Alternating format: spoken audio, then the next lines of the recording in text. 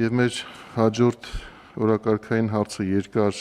անունով հարց է, որը կընթերցեմ, որ պարոն Հակոբյանը չընթերցի։ Մի քիչ կարճ է պետք է պարոն Հակոբյանից նախագծերի վերնագրերը։ Պետական սահմանի ավտոմոբիլային անցման կետերով Հայաստանի Հանրապետությունից բեռնատար տրանսպորտային միջոցների առանց կൂട്ടակային կայանատեղի մուտք գործելու մեկնման դեպքերը, առանձին բեռնատար տրանսպորտային միջոցների կൂട്ടակման կայանատեղիներից բացթողնման առաջնահերթությունները, կൂട്ടակային կայանատեղիների կազմակերպման գործունեություն իրականացնողների, հերթերի կառավարման համակարգին միանալու կարգը,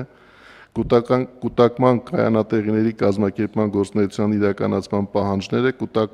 կൂട്ടակային կայանատեղիներում հերթագրման ծառայության վճարի առավելագույն չափը,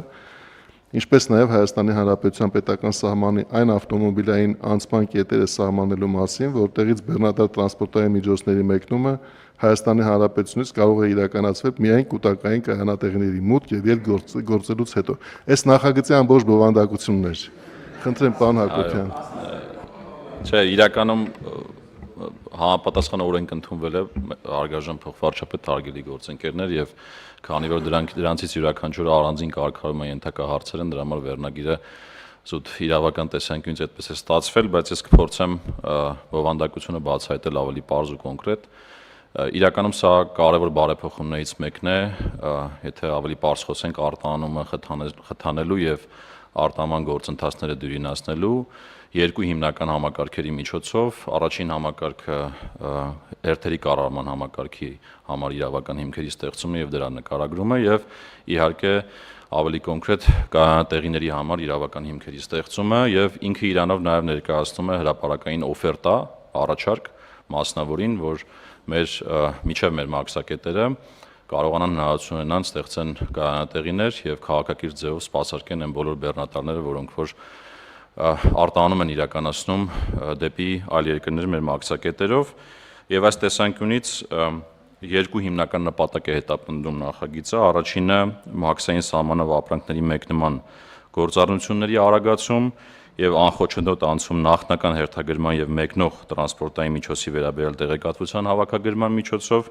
երկրորդը պետական սահմանի անցման կետերում տրանսպորտային միջոցների կൂട്ടակումների բացառում։ Նախ նշեմ ուրեմն առաջին խումբ կարգավորումները, ինչ է իրենց ներկայացնում կൂട്ടակային կայանատեղին, դե կൂട്ടակային անվանում ենք, որովհետև ըստ էության կայանատեղիում պարտադիր կൂട്ടակվելու են, հետո բեռները տեղափոխվեն դեպի մաքսակետեր եւ հետեւյալ հիմնական պահանջներն են սահմանվում նախագծով։ Նախ ասում ենք, որ երկու մաքսակետերից խոսքը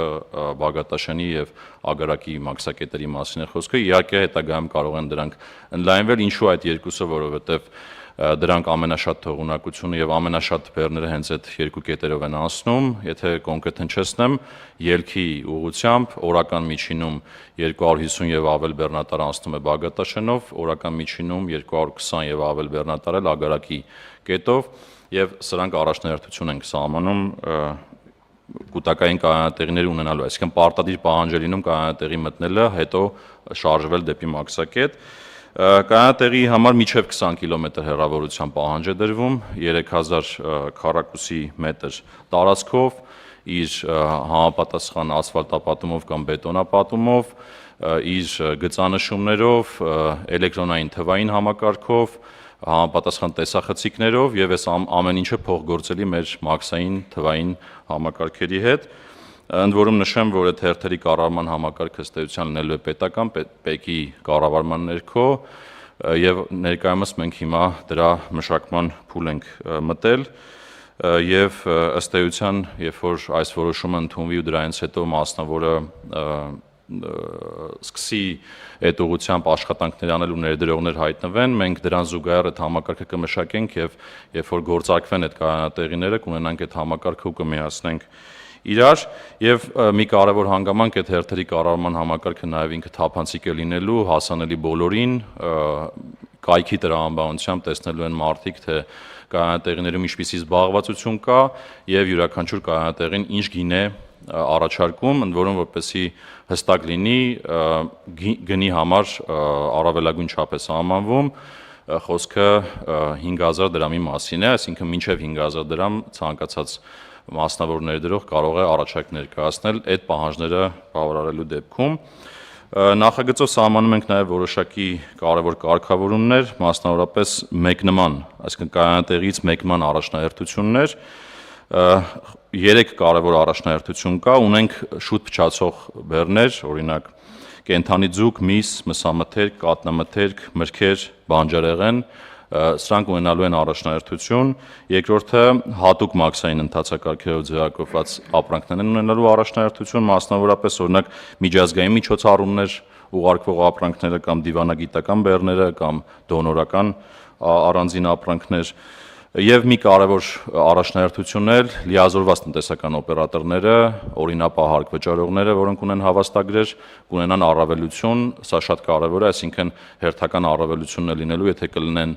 այդպիսի հավաստագիր ստացողներ, իրենք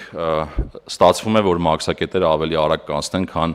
մյուսները եւ հետեւաբար հորդորս նաեւ, որ բոլորը փորձեն այդ համակարգին մոտ գան եւ ստանան այդ հավաստագրերը։ Եվ իհարկե նաեւ սահմանում ենք թե տրանսպորտային միջոցները երբ կարող են չմտնել այդ կൂട്ടակային կայանատեղիներ, բացառիկ դեպքեր են իհարկե դրանք, մասնավորապես տարերային աղետների բնական եւ տեխնացին բնույթի արտակարգ իրավիճակների հետևանքների վերացման համար անհրաժեշտ ապրանքները, որոնք որ տեղափոխվում են, ունենք մեծ եզրաչափերով տրանսպորտային միջոցներ եւ այդպիսի փոքր այլ կարգավորումներ, որոնք կարող են առանց կայանատեղի մտնելու անցնել սահմանը եւ վերջում ամփոփելով նշեմ, որ սա միջազգային պրակտիկայում կիրառվող լավագույն լուծումներից մեկն է, օրինակ մեր հարևաններն էլ են կիրառում արդեն, Վրաստանն էլ, Իրանն էլ, Եվրամիությունն էլ է կիրառում այս պրակտիկան, ինչը հնարավորություն է տալու շատ արդյունավետ ձևով առանց որևէ հերթերի կուտակումների մաքսակետում արագ անցումը ապահովել մեր բոլոր բեռների, որոնք արտահանվում են տարբեր երկրներ։ Շնորհակալություն։ Շնորհակալություն, պարոն Հակոբյան, բայց ես ճիշտ գիտեմ, պարոն Հակոբյան, որ մենք սրա նման մի համակարգ արդեն հարավային անցակետին մոտ ունենք, այսինքն մեղրի չհասած նման եղանակով գործող կայանատեղիներ եղել են կամ կան, բայց մենք հիմա օրենսդրական կարգավորումներ ենք տվել, նաև օրենքով կարգավորումներ ենք տվել, որոնք պետք է ավելի կանոնակարգեն։ Այսինքն մենք ըստ էության հիմա խոսում ենք սպասման կայանատեղիների մասին, որտեղ որ պետք է հերթը կանոնակարգվի, եւ ինչպես դուք նշեցիք, եթե շուտ փչացող ապրանքներ են, ապա իրենք կունենան առավելություն, եթե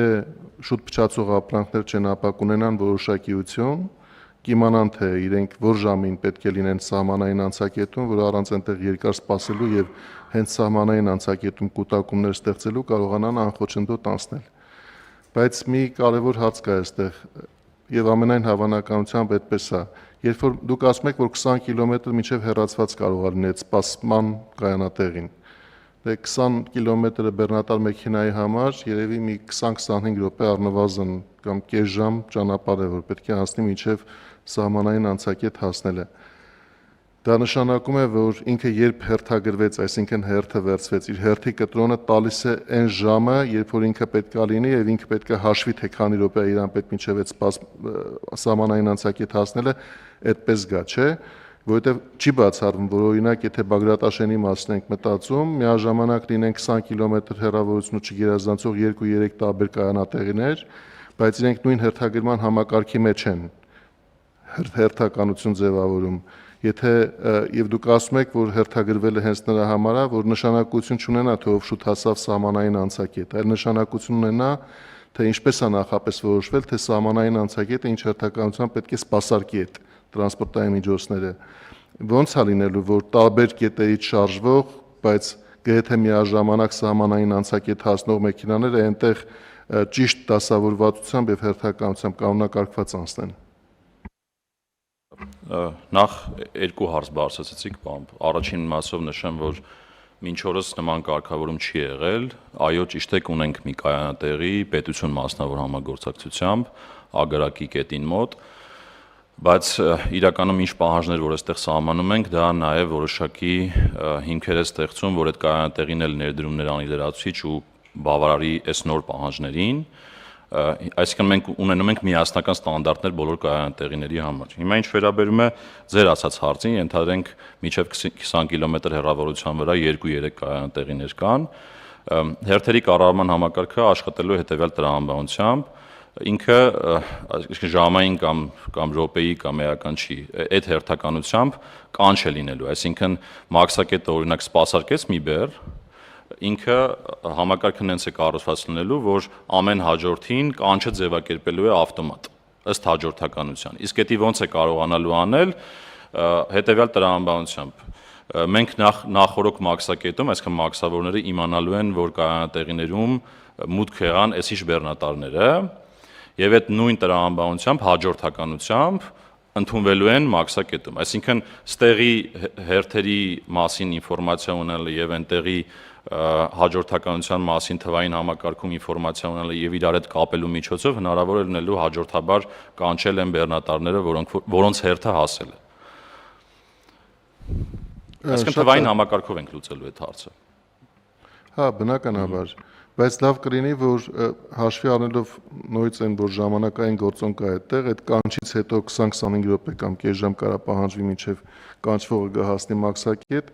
նախապես այդ սպասվող ժամի վերաբերյալ ձեր հերթագրման համակարգը ծանուցի։ Մոտավոր պարտադիր չի վերջին րոպեի ճշտությամբ, որ կարողանան նաև տեղում սպասողները ոչ թե անորոշ սպասման մեջ լինեն, այլ որոշակիություն ունենան, թե իրենց սպասարկման հերթը որ ժամին է մոտավորապես տեղի ունենալու, եւ եւս մեկ հարցի վրա եմ ուզում ուշադրություն հրավիրել, ինչը դուք արդեն նշեցիք, բայց կրկնում եմ, որ դա հստակ լինի, նա որ մենք մրցակցային հիմքերի վրա ենք դնում այս համակարգը, փակ համակարգ չի, բոլորը ովքեր կկարողանան բավարարել նվազագույն պահանջներին այդ կայանատեղի համար նախատեսված եւ կմիանան ՊԵԿ-ի համար նախատեսված կանոններով այդ հաշվառման համակարգին, կկարողանան ծառայություններ մատուցել եւ այդ մինչեւ 5000 դրամ ասեցիք, բայց հենց այդ մրցակցությունը կձևավորի այդ գինը, այսինքն մենք առավելագույն գնային շեմ ենք դնում, որ մեկի մտքով չանցնի, որ այդտեղ մենաշնորհային դիրք օգտագործելով կարող է բարձր չտրամաբանված գին սահմանել ծառայությունների դիմաց, բայց երբ որ արդեն կձևավորվեն 2, 3, 4, 5,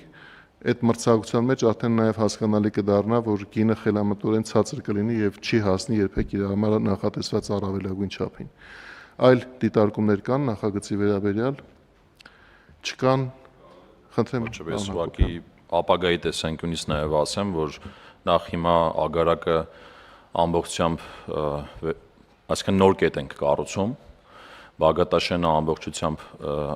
չէ, մի մասով վերակառուցվում է եւ կարելի ասել առաջիկա 1-2 տարվա ընթացքում մենք ունենալու ենք ավելի մեծ թողունակություն կետերի։ Բացի դա, եթե ասենք հաշվի առնենք այն նոր բացվող կետերի հնարավոր հեռանկարը առաջիկա տարիներին, նշանակում է, որ այս կայանատեղիների կարևորությունը ավելի է շարունակելու ընդգծվել ու շուկան գնալով ընդլայնվելու է, պահանջարկը գնալով ընդլայնվելու է մասնավորի համար։ Շնորհակալություն, պարոն Հակոբյան։ Նախագիծը դրվում է քվեարկության, ովքեր են կողմ նախագիծը հաստատելուն։ Նախագիծը հաստատված